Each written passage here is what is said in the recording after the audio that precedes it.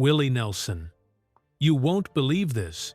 The man who made America sing about freedom has spent his whole life fighting for the one thing most of us forget to notice every breath.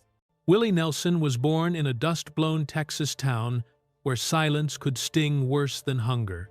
A mother gone, a father drifting, and two kids raised by grandparents who believed music could glue a broken heart back together. A too-big guitar landed in his small hands, still warm from a blacksmith's shop, and the boy learned to pour loneliness into sound. He picked cotton by day, sang under yellow bar lights by night, and breathed in more smoke than applause. Did he stop? Not a chance. He kept singing because singing proved he existed. As a young man, he drove to Nashville with a notebook and a hope the size of a paper scrap. The city told him to sound like someone else. He sold a song to buy groceries, watched other voices take his words to the radio, and went home to a trailer that creaked like it knew his name. One night, a stranger pressed a $10 bill into his hand and said, "For the road." That's all it took, one small mercy to keep him going. When Nashville shut its doors, Texas flung them open. Austin didn't care about polish, it cared about truth. He cut his hair loose, grew the beard, and helped light the Outlaw spark. Shot Through the Heart records followed bare, honest, and alive. Red-headed Stranger sounded too quiet to the suits and became a landmark. Stardust was called a career killer and turned into a classic.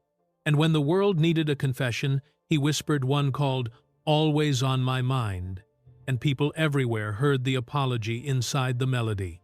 Fame solved bills, but not the ache. Tours stacked up, sleep didn't. Then came a hit that no chart can track: debt, fire, and the taxman boxing up his life. What did he do? He made an album, sold it straight to the people, and paid it back one song at a time. That's resilience with a backbeat. The hardest verses were personal. His drummer and guardian angel, Paul English, laid down the sticks. His first harmony, the sister who steadied him at the beginning, Bobbie Nelson, left a silence only he could hear. Brothers on the road like Johnny Cash and Waylon Jennings became ghosts he still carries on stage. Loss didn't end the music. It tuned it lower, deeper, truer.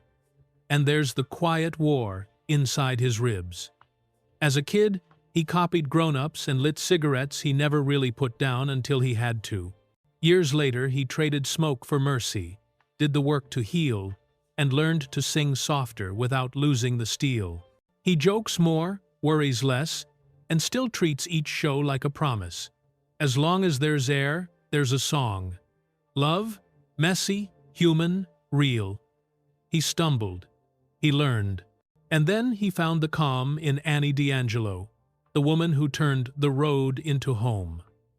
On quiet mornings, you'll find him at Luck Ranch, coffee in one hand, trigger in the other, watching horses he rescued trot through a sun he earned. His sons, Lucas Nelson and Micah Nelson, make their own music now. His daughters help him guard the work and give it away through causes he still shows up for. That's legacy you can touch. Now, close your eyes and picture it. A stage, a hush, a guitar scarred by decades of miles.